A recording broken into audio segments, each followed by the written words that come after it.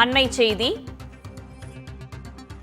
டெல்லியில் நடைபெறும் காமன்வெல்த் பாராளுமன்ற கூட்டமைப்பு நிகழ்வில் சபாநாயகர் அப்பாவு சில கருத்துக்களை தெரிவித்திருக்கிறார். குறிப்பாக சட்டமன்றங்களில் நிறைவேற்றப்படும் சட்ட மசோதாக்கள் பல ஆண்டுகளாக ஆளுநர் மாளிகையில் முடக்கத்திலேயே இருப்பதாக அப்பாவு குற்றம் சாட்டி பேசியிருக்கிறார்.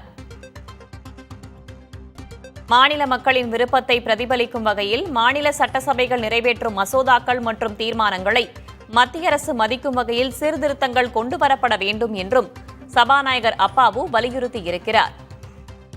கூடுதல் தகவல்களை வழங்குவதற்காக செய்தியாளர் நிரஞ்சன்குமார் இணைந்திருக்கிறார். அவரிடம் கேட்கலாம். நிரஞ்சன்குமார், தமிழக சபாநாயகர் அப்பாவு என்னென்ன குற்றச்சாட்டுகளை எல்லாம் முன்வைத்திருக்கிறார், என்னென்ன கருத்துக்களை தெரிவித்திருக்கிறார், முழுமையான தகவல் என்ன?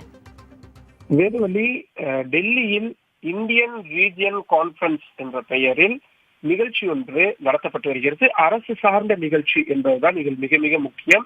இதற்கு தலைமை வகிப்பவர் மக்களவை சபாநாயகர் ஓம் பிர்லா அவர்கள் தான். நாடு முழுவதிலும் இருந்து பல்வேறு மாநிலங்களைச் சேர்ந்த சபாநாயகர்கள் இந்த நிகழ்ச்சியில் கலந்து கொண்டிருக்கிறார்கள். அவர்கள் இந்த நிகழ்ச்சியின் நோக்கமே நாடாளுமன்றம் மற்றும் சட்டமன்றங்களின் அதிகாரத்தை மேலும் அதிகரிப்பது எப்படி, அதை இன்னும் எப்படி சிறப்பாக செயல்பட வைக்க வேண்டும் என்ற தலைப்பில் தான் இந்த விவாதம் என்பது நடைபெறுகிறது.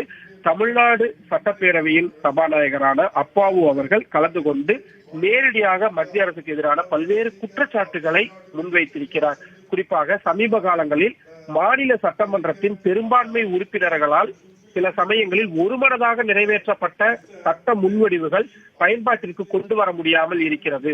இத்தகைய மசோதாக்களை காரணமின்றி ஆளுநர்கள் பல ஆண்டுகளாக முடக்கி வைத்திருப்பதுதான் இதற்கு மிக முக்கியமான காரணமாக இருக்கிறது. மக்கள் பிரதிநிதிகளான சட்டமன்ற உறுப்பினர்கள் மக்களின் விருப்பத்தை நிறைவேற்ற முடியாமல் அதிருப்திக்கு ஆளாகின்றார்கள். இது சட்டப்பேரவையை அவமதிப்பது மட்டுமில்லாமல் அந்த சட்டமன்ற உறுப்பினர்களை தேர்ந்தெடுத்த மக்களையும் அவமதிப்பது ஆகும் என்று தனது கடுமையான நிலைப்பாட்டை இந்த கூட்டத்தில் தமிழ்நாடு சட்டப்பேரவை சபாநாயகர் அப்பாவு அவர்கள் எடுத்து பேசியிருக்கிறார் என்பதுதான் மிக முக்கியமாக பார்க்கிறோம். ஒட்டுமொத்த எதிர்க்கட்சி உறுப்பினர்களும் வெளியேற்றப்பட்ட சூழலிலும் மக்களவை மற்றும் மாநிலங்களவையில் நிறைவேற்றப்படும் மசோதாக்களுக்கு குடியரசுத் தலைவர் ஒரு சில மணி நேரங்களிலேயே ஒப்புதல் வழங்குகிறார்.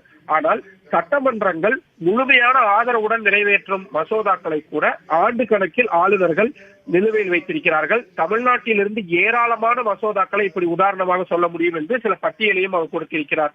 பிறகு தமிழ்நாடு அரசு உச்ச நீதிமன்றத்தை நாடி அதற்கு பிறகுதான் ஆளுநர் ஒப்புதல் வழங்கி இருக்கிறார்.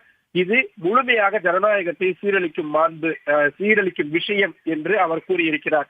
அது மட்டும் இல்லாமல் உடனடியாக குடியரசுத் தலைவர் அவர்களும் பல்வேறு ஆளுநர்களும் இந்த மக்களின் மசோதாக்களை பிரதிபலிக்கும் வகையில் உருவாக்கப்படும் நிறைவேற்றக்கூடிய மசோதாக்களை, தீர்மானங்களை உடனடியாக நிறைவேற்ற வேண்டும், அந்த வகையில் சீர்திருத்தங்களை மத்திய அரசு கொண்டு வர வேண்டும் என்றும் அவர் வலியுறுத்தல் முன்வைத்திருக்கிறார்.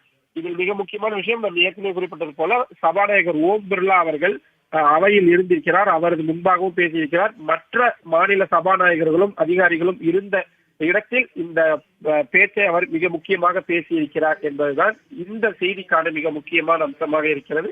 அதற்கான புகைப்படங்கள் மற்றும் வீடியோக்களையும் வெளியிடப்பட்டிருக்கின்றது. தகவல்களுக்கு நன்றி நிரஞ்சன்.